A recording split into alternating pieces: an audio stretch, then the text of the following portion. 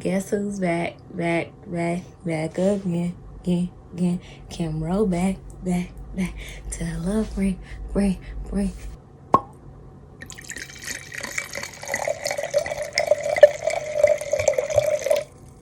Welcome to Wine About It Wednesdays, where we wine with wine on Wednesday because it's wine o'clock somewhere.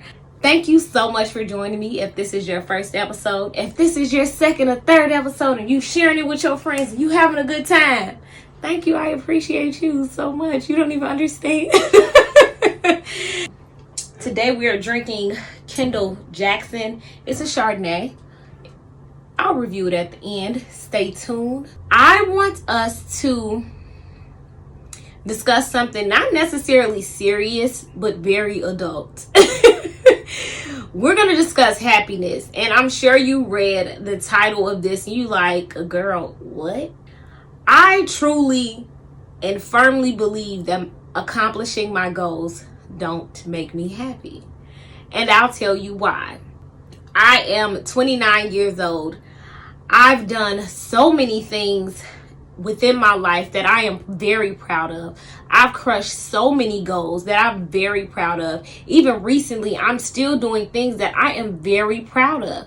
But no matter how many goals I crush, no matter how many times I do something that I didn't know that I would be capable of, it still doesn't make me happy.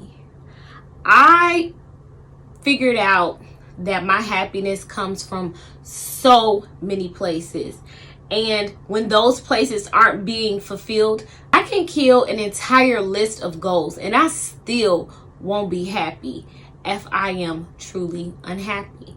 My happiness comes from a plethora of things. I love music. I love spending time with my family. I love going and doing things. I love sitting in the house. I love going to get my nails done. I love having my hair done, my makeup done. I love helping people. I love encouraging people. I love being a light. I love shining my light on myself. I love myself. And when I dive into all of the things that I love, and I love educating myself, when I dive into those things, I'm happy. When I'm able to do all of those things back to back, I'm happy. And I think that's something that many of us don't realize.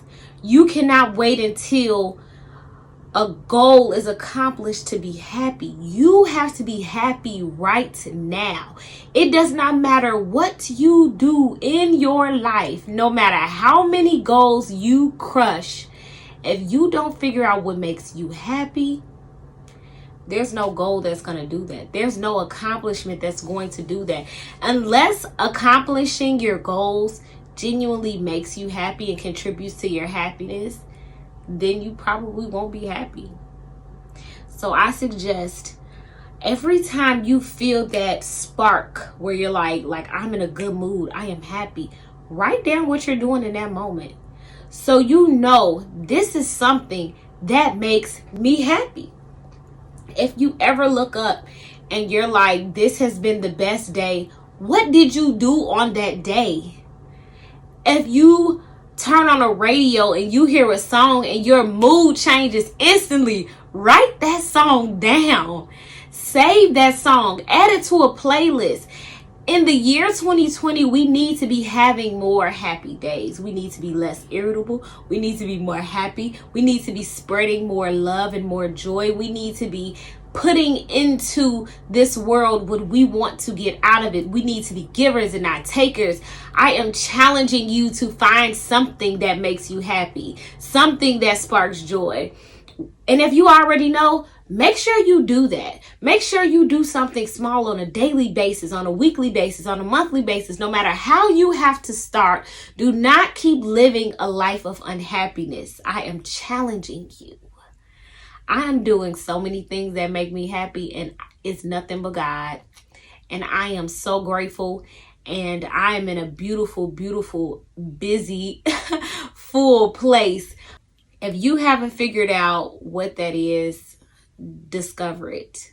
Try things, do things, get out, get in, find something.